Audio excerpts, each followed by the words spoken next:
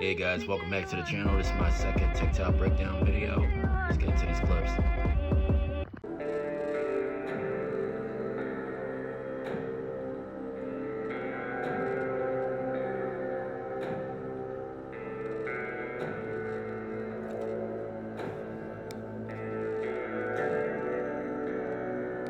I personally think that was a cat, but after a while you stare at it, it do look like something, but that's just part of the spiritual or natural realm. Either way, let's move on to the next clip. Next.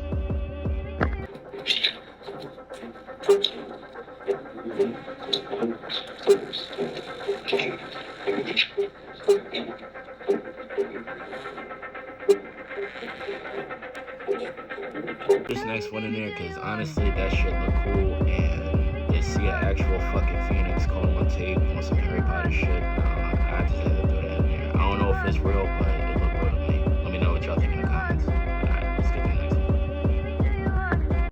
They go remove the statue of Christopher Columbus, y'all. Check this. Now, what I found interesting is this demonic looking thing on the statue. It's like, why would they put that there? Like, why would they put that there? Who put that there? Now, do you imagine that type of statue brings good energy to the island? So why would they, erect that there? You know what I'm saying? It's crazy. It makes you think. But check this out. What's happening all over? So apparently there is a new kind of music festival that's currently taking place all over the world. And for the past 2 to 3 weeks, it has been happening in Los Angeles, and nobody has been talking about it. Okay, the people are trying to express their opinion and get their music out. You know what I'm saying? You see them dancing to the groove over here. Ain't much rhythm going on, but at least you see they 1 and 2 stepping over here, y'all. Did you guys hear about the 24-hour music festival that's currently taking place in Oregon? Yeah, nobody's really talking about this either, y'all. And again, it's happening in so many places. Check this out. In Sydney, Australia, even though it is raining out there, the people showed up in mass. Over 100,000 people showed up in support of what's going on in, you know what I'm saying? But this is a strong music festival over here, y'all. And there's also a large music festival going on in Tel Aviv, y'all. What is going on? It seems that everybody is on one accord, y'all. Across the world, here in the United States and abroad. That video is actually from Tel Aviv, Israel, where people in Israel are protesting the Netanyahu government. I think it's important to note that there are millions of people in Israel who hate what that government is doing. With time speeding up, I don't know what it's doing to me, but it seems like I care less and less. But did y'all know about all of this? Let me know that in the comments below, y'all. The shift is here, like I've been telling y'all. It's good to see stuff like that. Like, I'm a music lover, but the togetherness, this is why we don't see shit on the news, and this is why I got into this. We need to see more stuff like this, man. Not everybody agrees with their government, and people actually know what the fuck is going on. And I know the viewer like you, if you like me, and you like watching this type of stuff, it may seem like you're alone. No, people are taking action. Oh, shit. People are taking action, and they're doing things about it. Like, nobody wants to live under fucking tyranny, bro. Sis, whoever's watching. Next. Alright, next clip. The brain broadcasts frequencies, but it also receives frequencies. The heart, when it gets coherent, produces a magnetic field. And that magnetic field can be up to 3 meters wide. This power of emotion has the ability to influence not only our bodies biologically, but beyond our bodies into the physical world on the quantum level. You create the idea, and as you get emotionally involved in it, you place it in the universe, and the entire universe comes to your beck and call. We become what we think about most of the time. And that's the strangest secret. Be aware of your feelings. It was just a little short clip of people who know.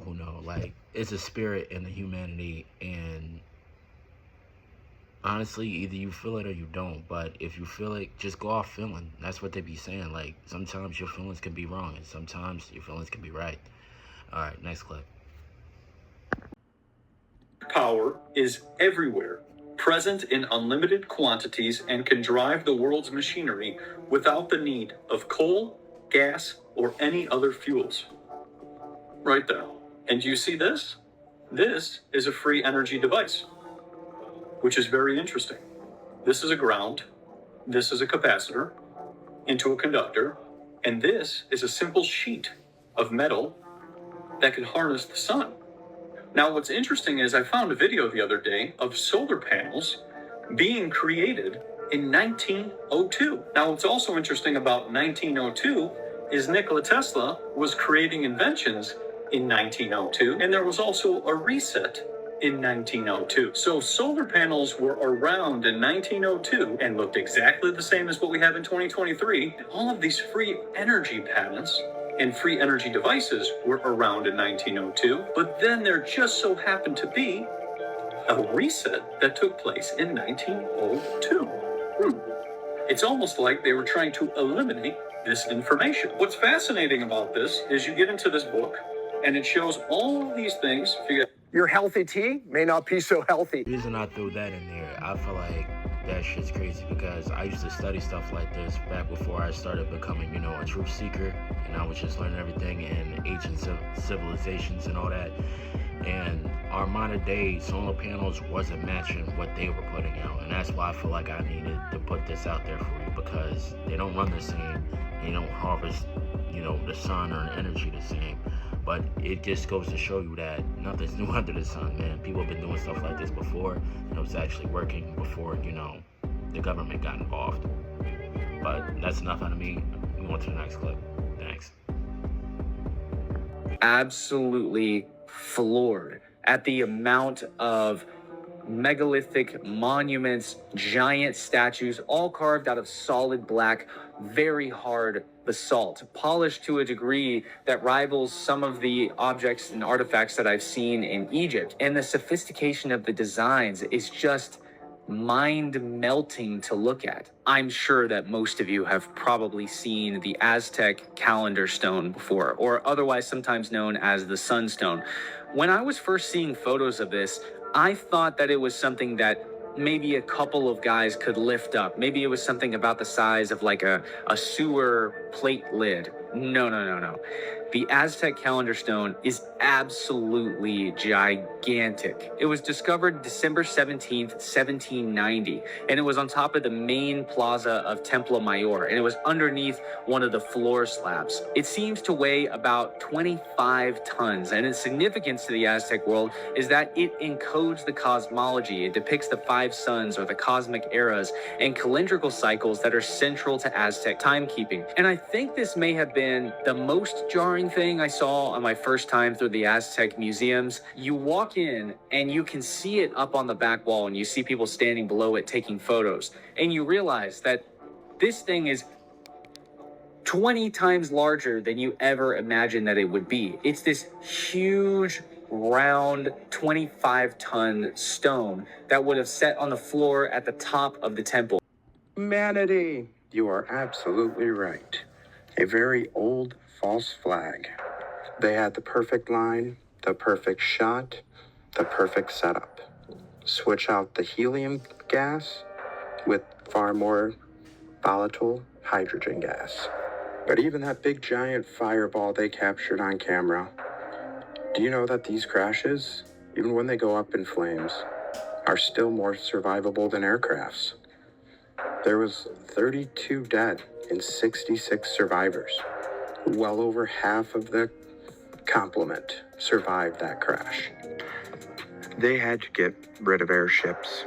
So many different reasons. They could go in the most remote regions in this world while being able to stay up in the air for long durations, and while having the ability to dock anywhere, even on moving ships.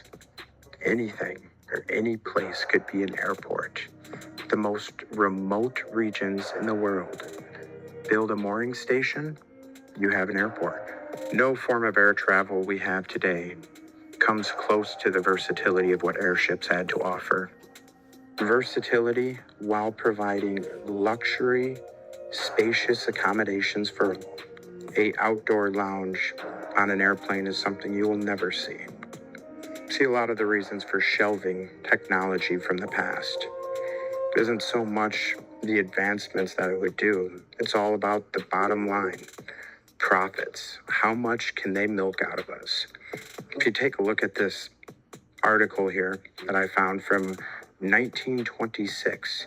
It breaks down the fuel comparison and the cost comparison, airships and airplanes. You can pause and read the whole articles here, but some of the highlighted parts show the immense advantage in fuel efficiency, in long-term travel, cargo capacity, spaciousness were all vastly superior to an airplane. So I feel, as these things usually go, it all comes down to how much they could milk out of us. When it uses far less fuel, they can't charge us. So they jam us into tin cans in tight little spaces. But there was once a better way, and it filled our skies. Question everything, friends. Until next time.